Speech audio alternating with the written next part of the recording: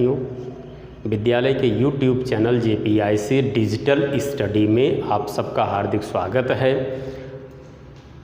हम आज आपके कंप्यूटर पाठ्यक्रम से संबंधित तीसरा पाठ, जिसका शीर्षक है कंप्यूटर के प्रकार। हम कंप्यूटर से परिचय एवं उसके विकास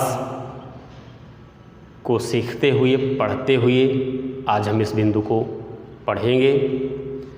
इसकी वीडियो क्लास आप तक हम प्रस्तुत कर रहे हैं। इसे आप अंत तक देखें और अपने विषय बिंदु की सुनियोजित तैयारी करें।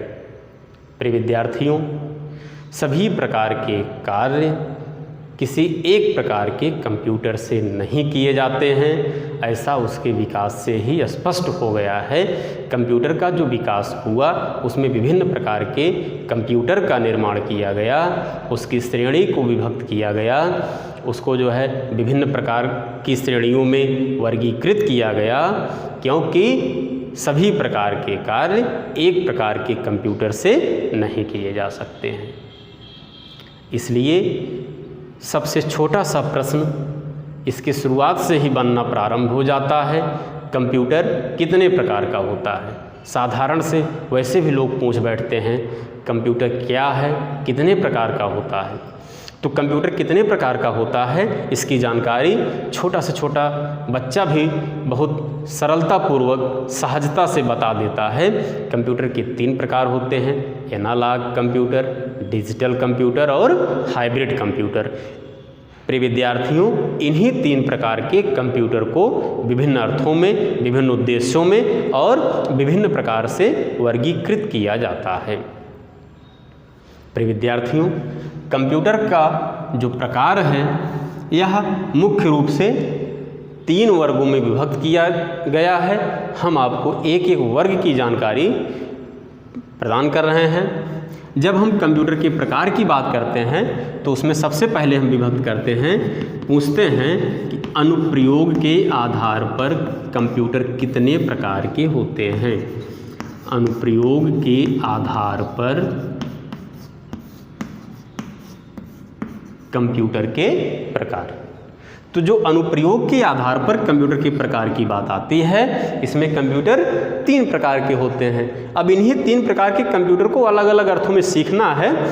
उसके लिए पहला जो वर्गीकरण किया गया है, अनुप्रयोग के आधार पर कंप्यूटर 3 प्रकार के होते हैं। One of the digital computer,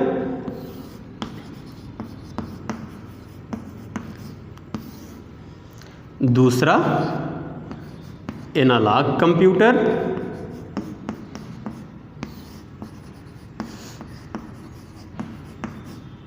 और तीसरा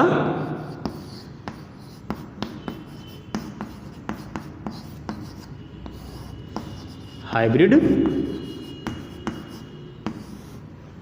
कंप्यूटर। Digital, analogue, hybrid. आइए हम एक एक प्रकार के कंप्यूटर के विषय में थोड़ा थोड़ा जानकारी प्राप्त कर लेते हैं। Digital computer. डिजिटल शब्द का अभिप्राय स्पष्ट होता है। इसे हम डिस्क्रीट शब्द के नाम से भी जानते हैं, लेकिन प्रायः हम डिजिटल शब्द ही कहते हैं। डिजिटल कंप्यूटर का प्रयोग सामान्य अर्थों में किया जाता है। सामान्य प्रकार के जो हमारे कार्य हैं इसमें हम डिजिटल कंप्यूटर का प्रयोग करते हैं। जो सामान्य स्तर के कार्य हैं उनको हम बहुत सूक्ष्म रूप से उनकी जानकारी प्राप्त कर लेते हैं। Typing, editing, formatting, printing. Basically इस 4 प्रकार के जो कार्य हैं इनका प्रयोग कंप्यूटर पर बहुत ही ज़्यादा हो रहा है। इसे ही सामान्य कार्य कहा जाता है। जैसे हम कंप्यूटर का जब प्रयोग करना शुरू करेंगे तो उसमें कुछ न कुछ टाइप करते हैं, माने लिखते हैं, निर्देश कंप्यूटर को देते हैं, जिसको टाइपिंग कहा जाता है। एडिटिंग का मतलब होता है संपादन। संपादन का अभिप्राय होता है कि त्रुटि को सुधारना और उसे सुव्यवस्थित करना। जैसे हमने पहले लिख दिया, आपका ही नाम लिख दिया, उसके बाद क्या हुआ कि अब उस आपके नाम में एक मात्रा बढ़ानी हुई तो हम क्या करते हैं, एक मात्रा बढ़ाते हैं। तो जब एक मात्रा बाद में बढ़ाते हैं तो कौन सा कार्य है, संपादन। मूल रूप में किसी भी प्रकार का परिवर्तन करना संपादन कहलाता है। अपनी त्रुटि को सुधारना संपादन कहलाता है। फॉर्मेटिंग का मतलब होता है प्रारूपण करना। प्रारूपण का अभिप्राय है कि जैसे हम कुछ टेक्स्ट लिख दिए, अब उसको कलर करने की ज़रूरत हुई, हमने उसको कलर कर दिया। अब उसको थोड़ा सा तिरछा करने की, इटैलिक करने की ज़रूरत हुई, हमने उसको इटैलिक कर दिया। तो यह सब फॉर्मेटिंग है। इसे करेक्टर फॉर्मेटिंग भी कहा जाता है। प्रिंटिंग मुद्रण कार्य माने छपाई। हम आवश्यकता अनुसार जब चाहते हैं हार्ड आउटपुट लेने का जो हमारा तरीका है उसको हम प्रिंट आउट के रूप में प्राप्त कर लेते हैं। तो सामान्य कार्य को हम डिजिटल कंप्यूटर के अंतर्गत करते हैं और एनालॉग कंप्यूटर वैज्ञानिक प्रयोगों के लिए होता है।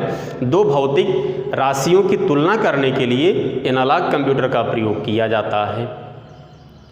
दो भौतिक राशियां हैं, हम कहीं पर अपनी मोटर बाइक में ईंधन पेट्रोल डीजल डलवाते हैं, उसको कुछ पैसा देते हैं और उस पैसे के बदले में हमारी मोटर बाइक में वो द्रव्यमान जो पेट्रोल के रूप में है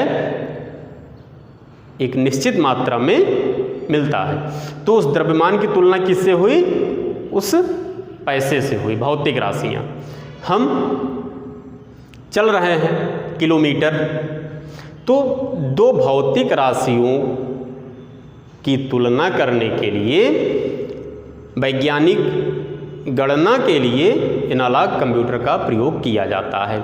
अब बात आई हाइब्रिड कंप्यूटर की। हाइब्रिड कंप्यूटर ऐसे कंप्यूटर होते हैं जो एनालॉग और डिजिटल दोनों प्रकार के कंप्यूटर के कार्य करते हैं।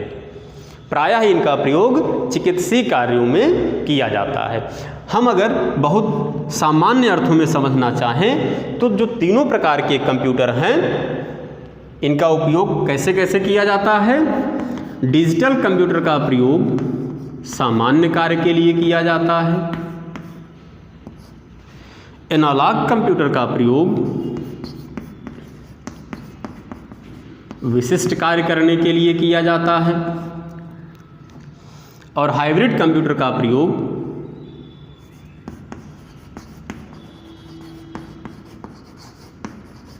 चिकित्सीय कार्य के लिए किया जाता है। अब आप देख लिए हैं कि हमारे पास तीन प्रकार के कार्य हैं और तीन प्रकार के कंप्यूटर हैं। हमें सामान्य कार्य करना है, डिजिटल कंप्यूटर का उपयोग करेंगे। विशिष्ट कार्य वैज्ञानिक कार्य जैसे भौतिक राशियों की तुलना करनी है, एनालॉग कंप्यूटर का प्रयोग करेंगे। चिकित्सीय कार्य करना है, हाइब्रिड कंप्यूटर का उपयोग करेंगे। अब हम कंप्यूटर के प्रकार की जो हमारी श्रृंखला है हम दूसरे अर्थों में चलते हैं। प्रश्न बनता है जो आपके पाठ्यक्रम में है कि उद्देश्य के आधार पर कंप्यूटर कितने प्रकार के होते हैं। दूसरा जो प्रकार है उसको वर्गीकृत करने का, विभक्त करने का, वह है उद्देश्य के आधार पर।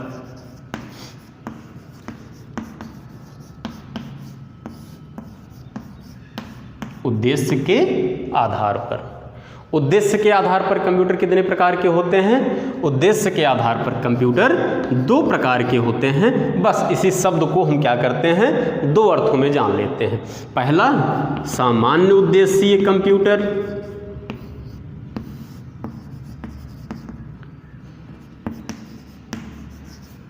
सामान्य उद्देश्यीय कंप्यूटर, और दूसरा है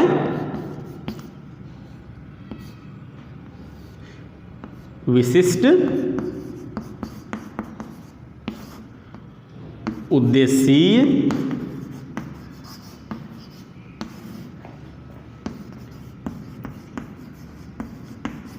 कंप्यूटर। जो वर्गीकरण किया गया है इसके आधार पर बहुत सरलतापूर्वक बता सकते हैं, बहुत सहज भाव में बता सकते हैं। सामान्य उद्देश्य कंप्यूटर क्या है? ऐसे कंप्यूटर जिनका उपयोग सामान्य कार्यों के लिए किया जाता है उसे सामान्य उद्देश्य कंप्यूटर कहा जाता है। विशिष्ट उद्देश्य कंप्यूटर किसे कहते हैं? ऐसे कंप्यूटर जिनका उपयोग विशिष्ट कार्यों को करने के लिए किया जाता है उन्हें विशिष्ट उद्देश्य कंप्यूटर कहा जाता है। अब यहाँ पर समझने की बात होगी, कंप्यूटर तो आपका एक ही है, वह सामान्य कार्य कैसे किया और विशिष्ट कार्य कैसे किया। हमारे पास है डिजिटल कंप्यूटर की श्रृंखला। हम डिजिटल कंप्यूटर का उपयोग सामान्य कार्य के लिए भी करते हैं और विशिष्ट कार्य के लिए भी करते हैं। सामान्य कार्य से हमारा अभिप्राय है, एक छोटा सा उदाहरण लेकर समझ लेते हैं। हम किसी कंप्यूटर में बैठकर कोई फिल्म देख रहे हैं, YouTube चला करके हम ऑनलाइन पढ़ाई का कार्य कर रहे हैं, यह सामान्य कार्य हुआ। अब हम जो फिल्म देख रहे हैं उसके जो निर्माण की प्रक्रिया है वह भी तो कंप्यूटर के द्वारा ही की जाएगी। जब ऐसे कंप्यूटर का उपयोग हम फिल्म निर्माण के लिए करते हैं तो उसे विशिष्ट उद्देश्य कंप्यूटर कहा जाता है। प्रिय विद्यार्थियों, एक ही उदाहरण समझ में आ गया कि जब हम कंप्यूटर का उपयोग फिल्म देखने के लिए कर रहे हैं तो सामान्य उद्देश्य कंप्यूटर, और जब फिल्म निर्माण के लिए कर रहे हैं तो विशिष्ट उद्देश्य कंप्यूटर। लेकिन एक ही कंप्यूटर का प्रयोग फिल्म निर्माण के लिए और फिल्म देखने के लिए नहीं होगा, वह उसी श्रेणी का भले हो सकता है लेकिन अलग अलग प्रकार का होगा। जैसे आपका जो पर्सनल कंप्यूटर है, पर्सनल कंप्यूटर का उपयोग जो डेस्कटॉप है जिसे टावर पीसी भी कहा जाता है, इसलिए क्योंकि उसका जो CPU होता है ना वो टावर जैसा होता है, चाहे वो इतना बड़ा हो चाहे इतना बड़ा हो, लेकिन उसका वो एक आकार दिया गया टावर जैसे होता है, इसलिए उसको टावर पीसी भी कहते हैं। तो जो हमारा पर्सनल कंप्यूटर है इस पर हम फिल्म देख रहे हैं, टाइपिंग, एडिटिंग, फॉर्मेटिंग, प्रिंटिंग तो कर ही रहे हैं और सारे बहुत प्रकार के कार्य करते हैं, तो सब क्या है? सामान्य कार्य हैं।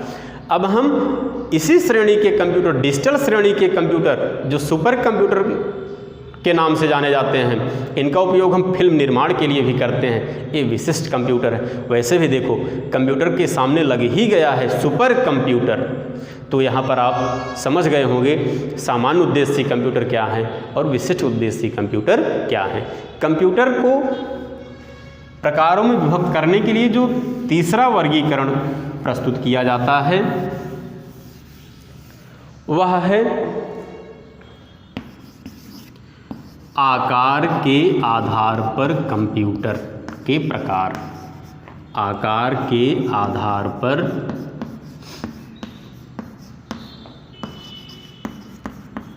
कंप्यूटर के प्रकार। हम जब कंप्यूटर से परिचय प्राप्त किए, उसकी विशेषताओं को जाने, फिर हम उसके विकास की बात किए। जब कंप्यूटर के विकास पर हम आए तो हमारा निरंतर प्रयास यह रहा कि कंप्यूटर के आकार में निरंतर कमी करके उसकी कार्यक्षमता में वृद्धि किया जाए, जिसमें हम सफल भी हुए। तो हमारा उद्देश्य क्या था? कंप्यूटर का जो एक बहुत बड़ा आकार है इसको धीरे धीरे कम करते हुए आज इतना कम कर दिया गया कि आपके हाथ में, आपकी पीठ पर, आपके टेबल पर, हर जगह पर कंप्यूटर दिख रहा है और कार्यक्षमता पहले से हजारों गुना अधिक है। कई गुना की बात क्या करें, हजारों गुना अधिक है।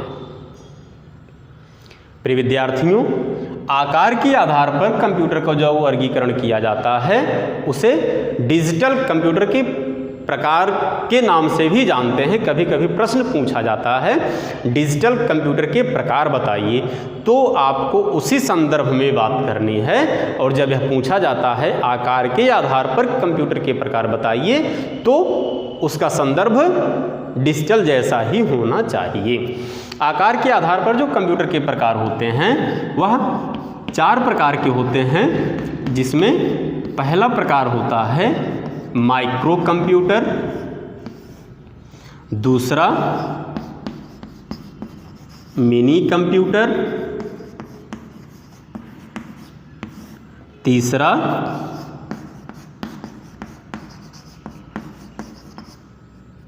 मेन फ्रेम कंप्यूटर, चौथा